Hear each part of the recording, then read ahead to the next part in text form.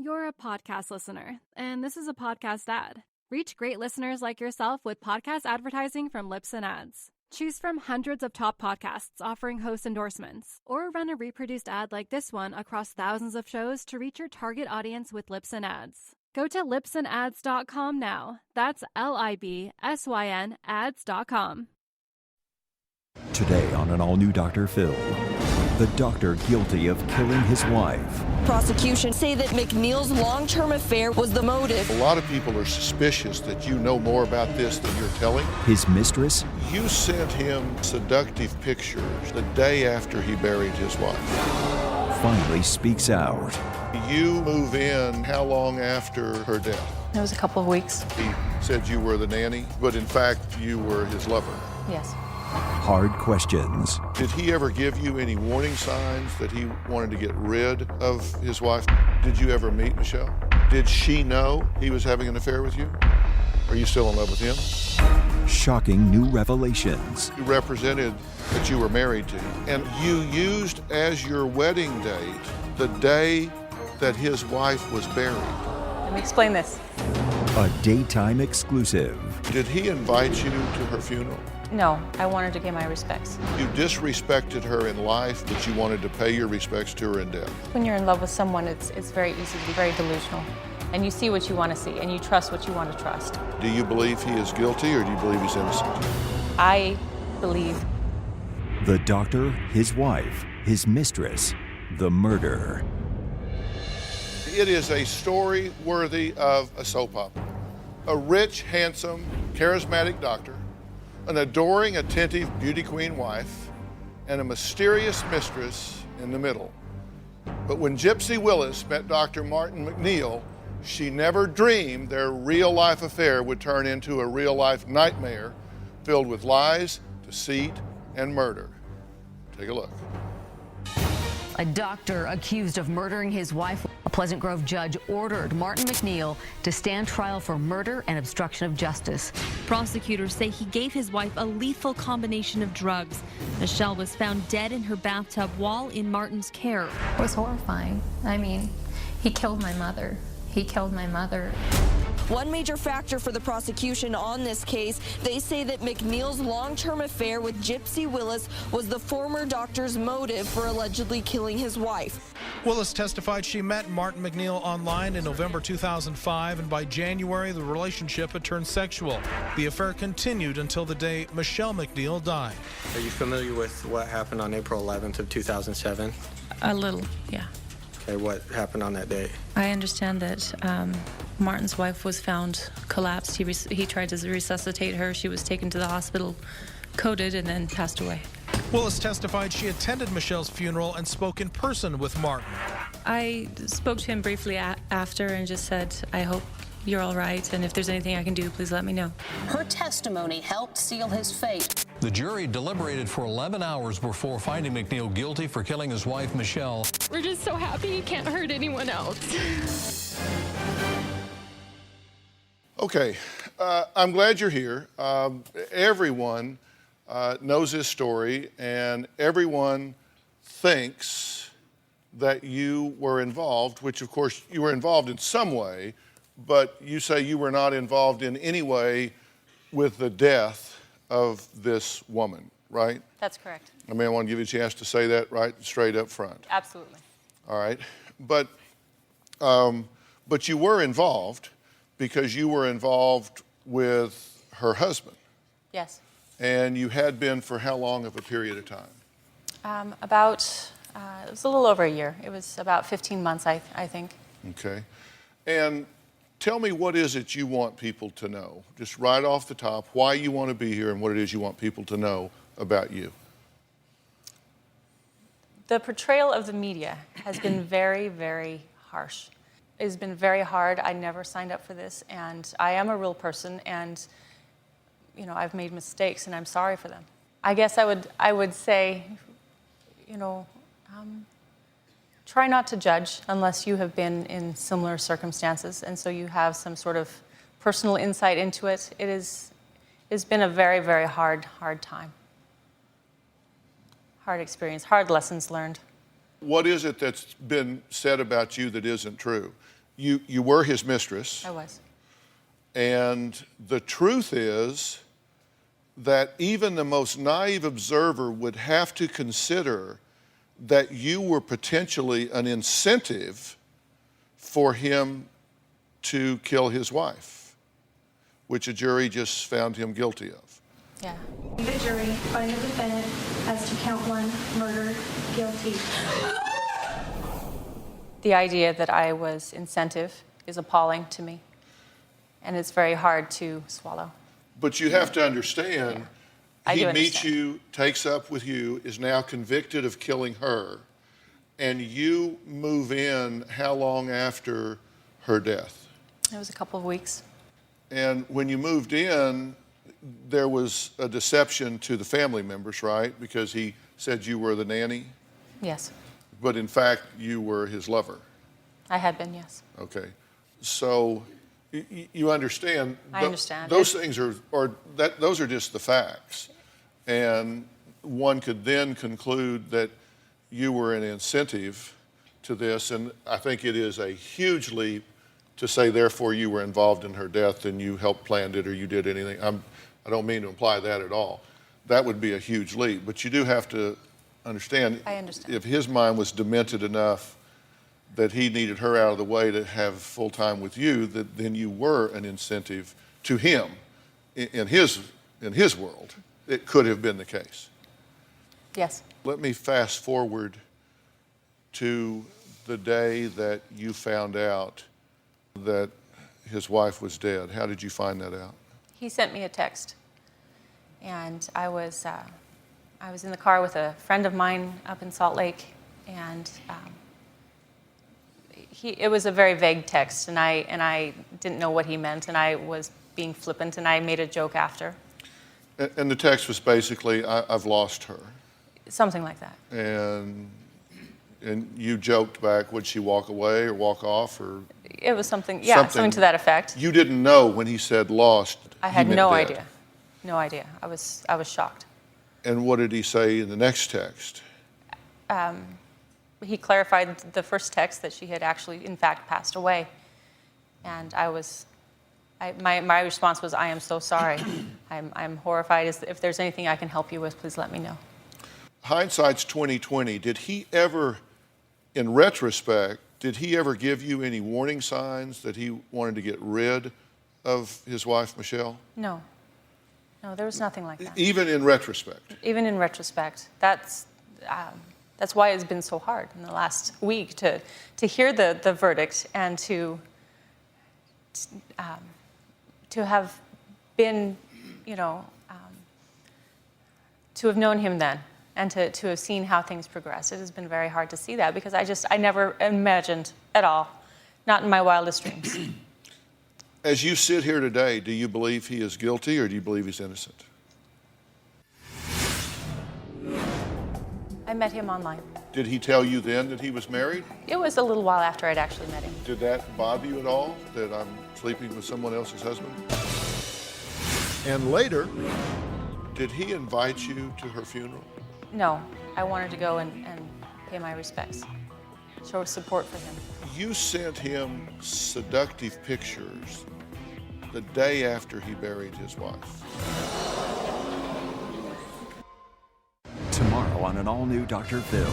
My husband's mother is insane. Let Dr. Phil decide how crazy I really am. Come on, Dr. Phil. Is she delusional? Nicole is a liar. She has 5 names. She poisoned my son. That's crazy. Or is her daughter-in-law You said she used hoodoo and voodoo. a devil woman? Telephone 666. The address where they got married. 666. Have you married the spawn of Satan here? Tomorrow. Then on Thursday, his midlife crisis Did you have a girlfriend? Yes. drove his wife to another man. Did you spend the weekend with him? I spent the week with him. America's most watched talk show, Thursday. Michele MacNeill was found dead in her bathtub in April 2007. Prosecutors say her husband, Martin, gave her a dangerous combination of drugs after undergoing plastic surgery. They say that MacNeill's long-term affair with Gypsy Willis was the former doctor's motive for allegedly killing his wife. It was a circumstantial case, but in the end, prosecutors convinced the jury that MacNeill did it. Mr. MacNeill, if you will stand, please. Tension filled the courtroom as the court clerk read the verdict. The jury, having reviewed the evidence and testimony in the case, find the defendant as to count 1, murder, guilty. I can't believe this has finally happened. We're so grateful.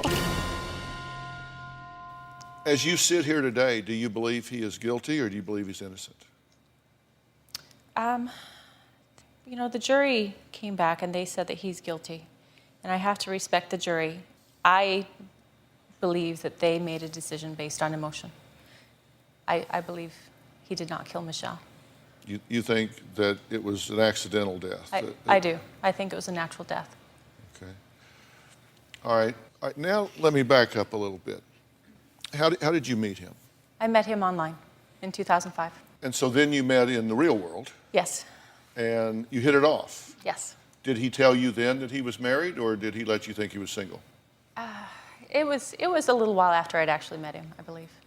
That he confessed to you that, had you been so. intimate with him at that point? No. So when you started having an affair with him, when you started having intimate relations with him, you knew he was married? Yes. And did that bother you at all, that I'm sleeping with someone else's husband? I'm an interloper here? My mindset back then, and I realize it is not the best. I had been married once. I looked around me and I did not see marriage working out for too many people. And so my attitude towards that was, if someone else is married, that is their responsibility, that is their life, it is completely separate from me. And I have come to see that that attitude has caused a lot of pain in a lot of people, and it was never intended to be. Did he talk to you about his marriage? A little. Did he love his wife? He said he loved his wife, and she was a perfect wife, and he had a perfect family. Did she know he was having an affair with you? I don't think so. You don't think that ever came to light? I don't think that ever came up. Mm-hmm. Did he ever mention to you about divorcing his wife and being with you? No, there was never any serious conversation like that at all. I mean, there were periods. I was kind of the escape, I felt. So he would come and see me, and we would enjoy our time together, and I felt that I was the escape. And so, just in passing, there were moments of frustration in his life, but it was not something we really delved into, and there was never any serious conversation like that at all. One of his daughters had said that days before her death that they had been fighting about an affair. You didn't know that? I didn't know about any of that. And I don't know that that's true. According to a search warrant, an affidavit in 2004, it said that you told your then roommates that you wanted to get rid of Michele. These particular roommates that came forward had moved out of my home more than a year before I ever met Martin. I believe that they wanted attention. I believe that they saw a lot of things in the media, and they said they saw a picture of his wife in your room. that is totally impossible. Right. Did you ever make reference to cutting her brake lines? I never said that to anyone about Did you ever anything. make reference to giving her undetectable medications? No. Okay. No. And specifically to those roommates, it's not possible. Right. Did you ever meet Michele? No. I knew who she was, but I never went there. Did he invite you to her funeral? No, he didn't invite me. I wanted to go and pay my respects. But you understand how that sounds to people, because you disrespected her in life, but you wanted to pay your respects to her in death. I felt sorry. I felt sorry that I had been involved inappropriately before it was a possibility. I knew that he had really respected her. She had held his world together. I was so sorry for his family. And no one knew who I was. I didn't think anyone would ever know. I just wanted to go and, pay my respects to Michele and tell Martin I hoped he was all right. Show support for him. Now, according to court documents, there was an assertion that you texted him 30 times that day. Not the day of the funeral, but of her death. Did you? I don't know the exact number. It was until somewhere in the hour of 4 p.m. It was a day like any other day. And so our routine would just be to contact each other when there was time and we felt inclined to. Did you text him twice during the funeral? I did. During the actual service I think so, something like that. And he replied after the funeral was over. You sent him seductive pictures the day after he buried his wife. True? They were pretty tame. But yes, there were photos that were sent. These were private pictures. Yes. That you sent at the time. Why did you do that? I wanted to distract him from his grief, and I wanted him to still think of me, even, during this time that was so hard for everyone. There's no way to go through this and sound good. I am sorry. Well, but I want to give you a chance to explain it. You move in 9 days after he buries this woman into her house, right? Yes. Why? Why? Martin and his family were in deep chaos, and my background was nursing. I'd been a nurse for about 12 years. I thought I could help. A daughter of Dr. Martin MacNeill testifies against her father, relating what happened the day her mother died and how her father tried to convince her to hire a nanny. My father was adamant that we go to the temple to pray about getting a nanny. And do you know when your father talked about going to the temple and praying about it? It was right away, very soon after my mother's death. How did his children react? Well, his oldest daughter had been there trying to help, and there had been some personality conflict, and he needed different help, and so it doesn't sound right. I'm sorry. So we'll take a breath, and we'll take a break. Why did Gypsy and Martin end up behind bars after his wife's death? Both of them. We'll be right back.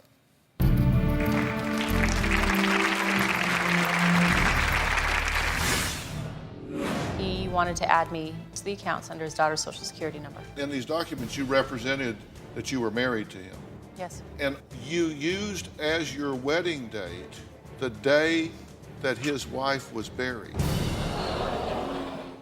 This November, only on Dr. Phil. I would like my son to take a paternity test to see if this is my grandson. I told her, bring it on. I have the DNA results in this envelope. I married a con man. There was never any mistruths. Where did you get your PsyD? Regis and University of Budapest. University of Budapest doesn't exist. And tomorrow. My husband's mother is insane. Let Dr. Phil decide how crazy I really am. Come on, Dr. Phil. Is she delusional? Nicole is a liar. She has 5 names. She poisoned my son. That's crazy. Or is her daughter-in-law You said she used hoodoo and voodoo. a devil woman? Telephone 666. The address where they got married. 666. Have you married the spawn of Satan here? That's tomorrow on an all-new Dr. Phil. Across this great country, from coast to coast, you've told me about the crossroads we're facing. That's exactly why I wrote We've Got Issues, How You Can Stand Strong for America's Soul and Sanity. This book isn't just a conversation starter. It's a roadmap for standing strong in the face of adversity, for embracing our core values when they're needed most. We're talking about real strategies for real people dealing with real issues, from navigating the complexities of today's polarized world to fortifying our families. And I set forth in the book 10 principles that I think are critical for a healthy society. This is not about politics. I'm not a politician, don't want to be a politician, don't know enough about politics to talk about it. But I talk about every angle of life as we know it, from family and relationships to the burning issues that are shaping our world today. We've got issues, how you can stand strong for America's soul and sanity. And you'll find it anywhere books are sold. It's about time we start addressing what truly matters.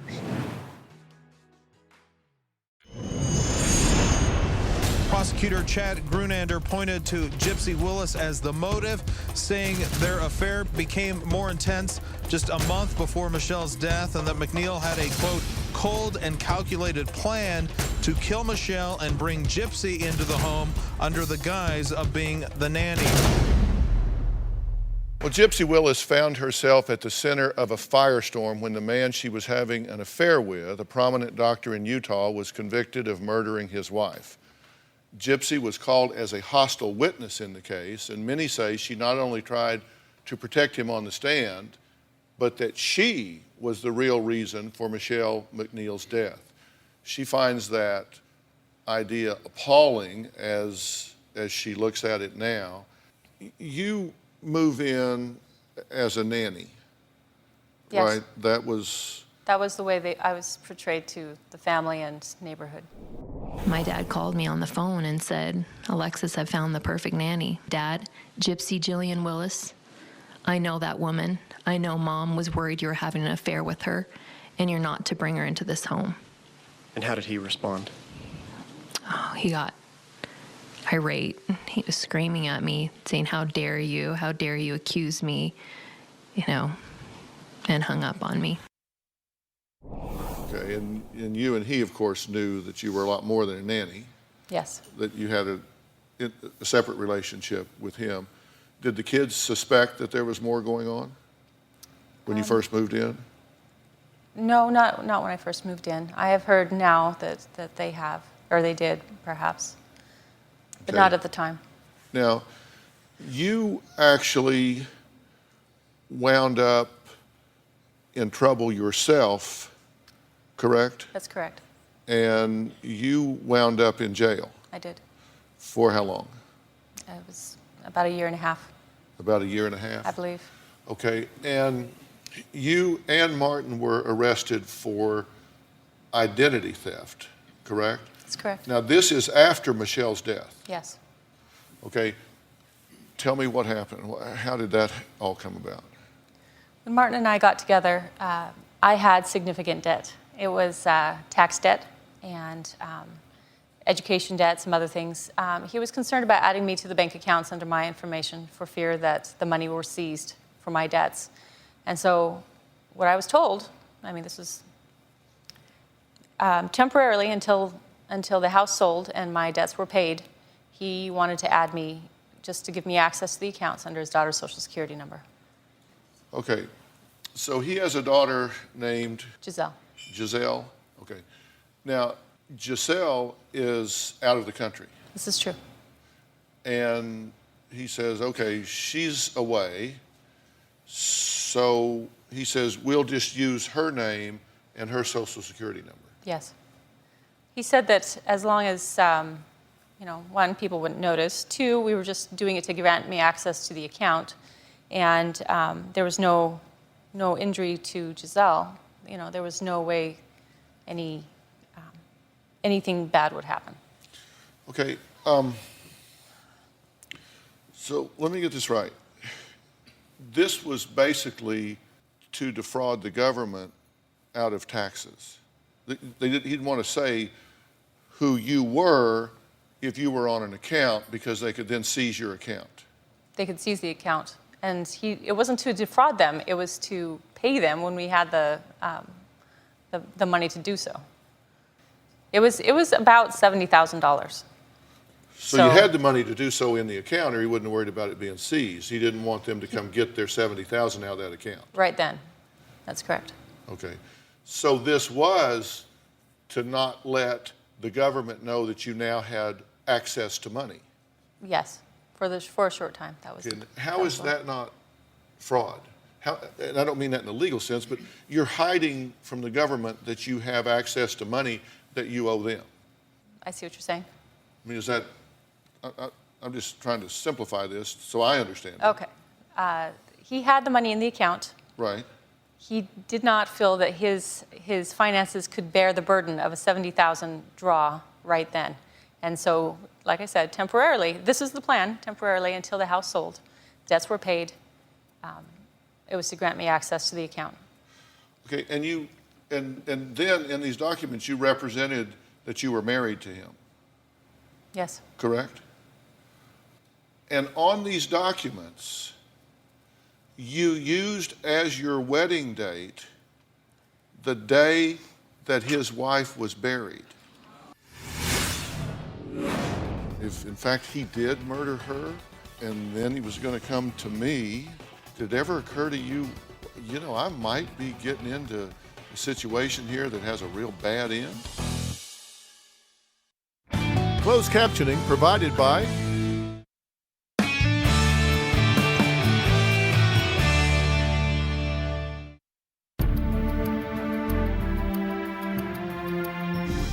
In these documents, you represented that you were married to him. Yes. Correct? And on these documents, you used as your wedding date the day that his wife was buried. Okay, let me explain this. The entire situation was terribly uncomfortable to me. I did not think it was a good idea that I use anyone's social. He thought that the easiest way to do this, though, would be to go onto the base and correct their information and have them issue me a card. And I was too scared to do it. I stayed in the car and I said, if you want to go and arrange this, you can go and try. If you talk them into it, they can take my picture, that's fine. But I don't think this is a good idea. And he, in his boldness, did that and called me from the office with the documents already filled out, or the information portion. How long after this did he actually propose to you? He proposed, I think it was like the end of July, first part of August. Which was how long after the funeral? 3 or 4 months. Not long. Why use the funeral date on falsified documents as your wedding date? Martin had been battling with his children. And again, it's unlikely that they had, or to our minds then, it was unlikely that anyone would see that. But if they did, it would hurt their feelings.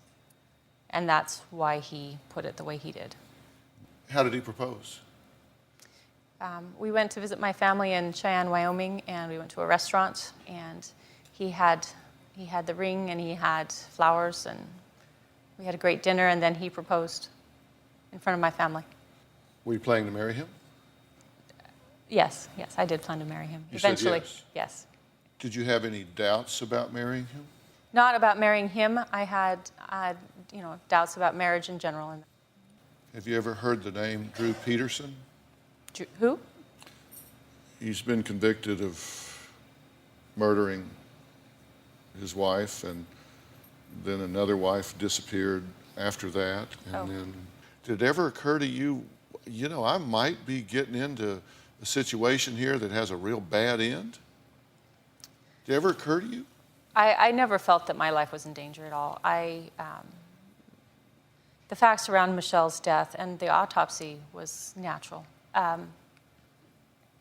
In hindsight, especially, I can't believe I did the things I did. Martin was an attorney. He was appointed by the governor to work in the position he had been. He had his law degree. I knew he liked bending the rules, and I thought that he knew how to navigate however he wanted to. And so I deferred my better judgment to what he said we should do. And it has been disastrous. It's been disastrous in everyone's life. He claimed to have cancer, which is part of the reason that he said he couldn't get Michele out of the bathtub and why he's been seen on a cane and one thing and another. Did he have cancer? He did not have cancer. He had an injury in 2005 that was not healing, or excuse me, 2006, that wasn't healing properly. It's a genetic disease called HNPP. At the time of trial, the prosecution called another Mistress. Yes. to testify. Did you know about her? He had told me about her, kind of in passing during the time that we were involved. So you knew you weren't the only one? I knew I wasn't the only one. I assumed he probably had many. Is there any such thing as a discontinuation criteria for you? Wife dies, you're sending him pictures the day after, you're moving into her house, you're stealing an identity, defrauding the government, not once but twice. It's a very damning situation. Is there any point at which you would have said, this is too much, I'm out of here? When was the last time you talked to him? At the federal building in February of 2009, and he said, "I still love you." Are you still in love with him? Tomorrow on an all-new Dr. Phil. My husband's mother is insane. You have accused her of being involved in the murder of your son. Let Dr. Phil decide how crazy I really am. Come on, Dr. Phil. That's tomorrow. Closed captioning provided by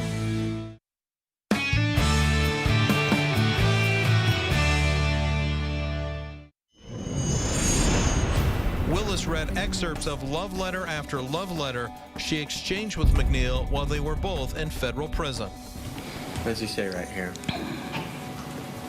I love you, sweetheart, and we'll write again soon. Despite the sentiments in the letters, Willis testified she was scared of reuniting with MacNeill after prison. And isn't it true that you told investigators that you could not see yourself being with Martin any further, and the idea of being with him terrified you?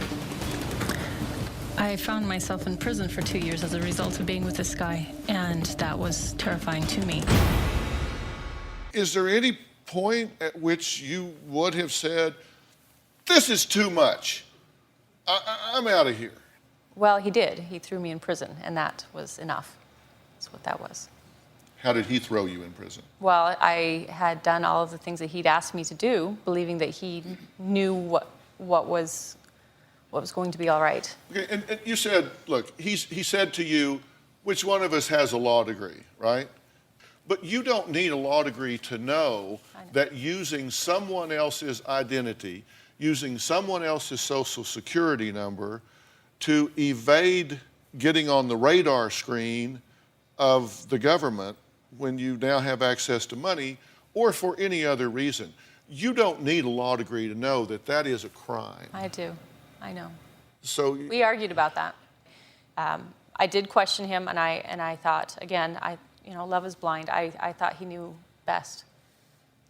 You cut a deal for some modified immunity to testify against him at trial, correct?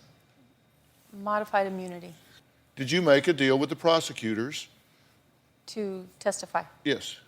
The deal that I made with the state of Utah was that when they brought state charges for the same activity that we had done federally, because they're considered separate courts, so they can charge you both ways, rather than doing another state sentence, one of the criteria was that I would be willing to testify against Martin in any legal situations that might come up.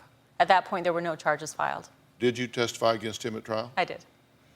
And what was the most damning thing that you testified about? Our relationship was the damning situation there. Which brings us full circle back to you became motive. That's what they say. The prosecution said when you put pieces of the puzzle together and take a step back, it's easy to see the big picture. Martin's secret life with Gypsy Willis was beginning to intersect with his life with Michele. He was going to have to make a choice between Michele or Gypsy. I have a hard time with that, Dr. Phil. I understand. But they used you as motive. They used me as motive, yes. They said you, because he was involved with you, in love with you, yes, he needed to get rid of her. That's and what that they was say. his motive. And this surgery that she went through was his opportunity. And so they've got motive and opportunity, and he's been convicted. Whose decision was it to send his 16-year-old daughter Giselle out of the country and back to the Ukraine? I think it was a family decision, actually. In the year prior to Michele's passing, they had found a living sister in Ukraine. And so they had been corresponding back and forth, and Giselle wanted to go live with her sister. Mm-hmm. So this was considerable time before Michele's passing that they had made these arrangements. Right, and the reports say that once she got there, she couldn't get back home. When she got there, Martin had doubled the family's income, and he spoke to her frequently, at least once a week. Did she have any idea that you had stolen her identity? No. Because it just seems beyond coincidental that she gets shipped off, you take her identity, and that it seems like he got rid of two. Killed his wife and shipped his daughter. You took her identity and moved into his wife's house. Well, not in that order. It was. We thought about this after the fact, yeah, I understand, after all these things. You understand there is a pattern here. Yes, I understand, and it looks awful, and I'm sorry. Yeah. When was the last time you talked to him? At the federal building in, I think it was February of 2009. And he said, "I'm so sorry, and I never intended this, and still love you." That's what he said. Are you still in love with him? How in your fondest mind did you ever think this man would be loyal to you when he's cheated on everybody else that's ever been in his life?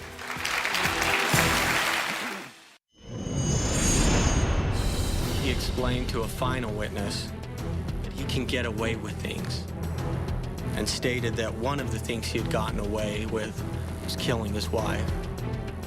Martin MacNeill shook his head in disgust as prosecutors told the jury that one of his former cellmates will testify that he admitted to killing his wife, Michele. Prosecutors allege he contacted Willis twice on the morning of his wife's death, and that on the day of Michele's funeral, the two exchanged 20 text messages. Willis was hired as the nanny, and the two became engaged 3 months later. Are you still in love with him? No. There's a part of me that will always care for Martin. We had a deep connection, but I'm not in love with him now. Mm-hmm. I care for him. I hope he's all right. I mean, I have thoughts of him, but I'm not in love with him now. But you realize there is more than just a possibility that he killed his wife. I mean, he has been convicted of it. He has been convicted, yes. A very good friend of mine and a good friend of the show is here, former FBI profiler and NBC criminal analyst, Clint Van Zandt. Clint, you and I have worked on cases before. In fact, we've talked about some cases that have an eerie parallel to what's going on here that I think she may not be aware of. Yeah. Enlighten us. Yeah, Gypsy, what Dr. Phil was making reference to, you may recall that you think about it, a Chicago area police officer by the name of Drew Peterson was married 4 different times, and each wife, and then he was dating outside the marriage, and he had another wife and another wife. Well, wife number 3 wound up being drowned in a bathtub while she was clothed, okay? And then wife number 4, when she was planning on moving out of her husband, she disappeared. She's never been seen again. And I guess my challenge in listening to this exchange, you've got a man who cheated on his wife multiple times with multiple women. He cheated on his children, 8 children? Yes. He cheated on all of his children. He cheated on the government. How in your fondest mind did you ever think this man would be loyal to you when he's cheated on everybody else that's ever been in his life?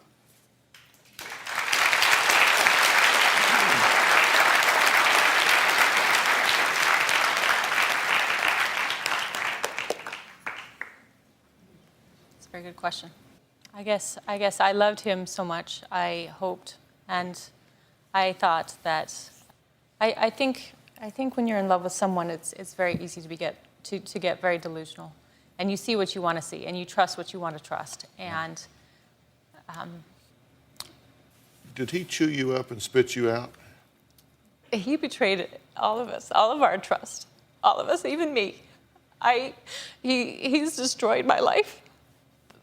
But even so, having been there and looking at the facts and being very analytical, it's hard for me to accept. this may be a very expensive education here. It has been. But it's really expensive if you really don't learn anything from it. That's why I said, is there any point here at which you would go, that's enough?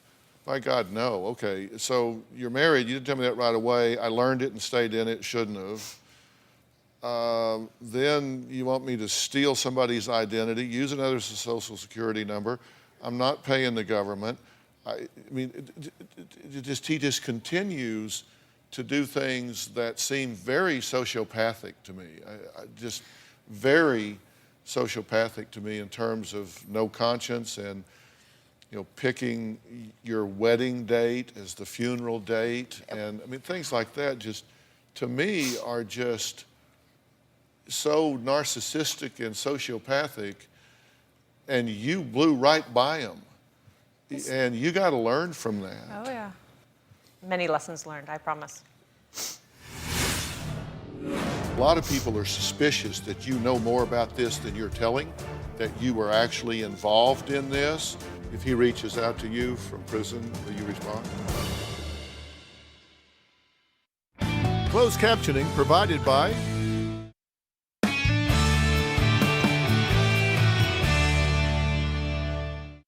Want to know what's coming up on Dr. Phil? Visit our website and subscribe to our email newsletter. You'll get weekly updates, life strategies, and exclusive video that you won't find anywhere else. Plus, on drphil.com, you can see sneak previews of upcoming shows. Log on today.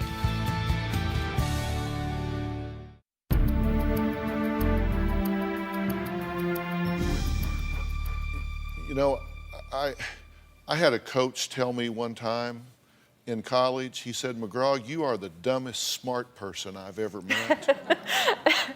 And I kind of feel like that about you. And a lot of people are suspicious that you know more about this than you're telling, that you either knew what was happening and, like other things, you just went along because you thought he knew best. There are those who think you were actually involved in this and that you helped to plan it and it all worked out exactly the way it was. I'm not one of those people, and I'll tell you the primary reason that I don't think that is because I do think, based on what his personality seems to be to me, that he would have burned you to save himself if he could have. And the only reason that, I mean, to me, if he had a chance to throw you under the bus to trade himself to a lesser charge or a better deal or some type of leniency, that he probably would have. So, you know, that's one of the reasons I tend to come down on the side that maybe you're just, like me, one of the dumbest smart people ever around, because you sure are smart in some ways and really dumb in some others. I could have told you that, Dr. Phil. Yeah, and, but, you know, Gypsy, I appreciate your candor in coming here. Is there anything else you want to say before you go? You know, I believe that it has not been taken sincerely when I have said it in the past. But I am so sorry for any part I played in anyone's pain as a result of this. I was more selfish back then. I did not have the proper perspectives on what was an appropriate way of living. And, you know, my family, his family, it has been tragic for everyone. If he reaches out to you from prison, will you respond? No, I don't plan to. Well, again, I appreciate your candor here. I hope I've been fair with you here and let you answer the questions. Have I been fair with you here? Yeah. All right, thank you very much. Thank you. Also want to give a special thanks to Clint Van Zandt. He is always so interesting and helps us so much here. So Clint, thank you for all your work. For more information on today's show, please go to drphil.com. So long. Thanks, Clint.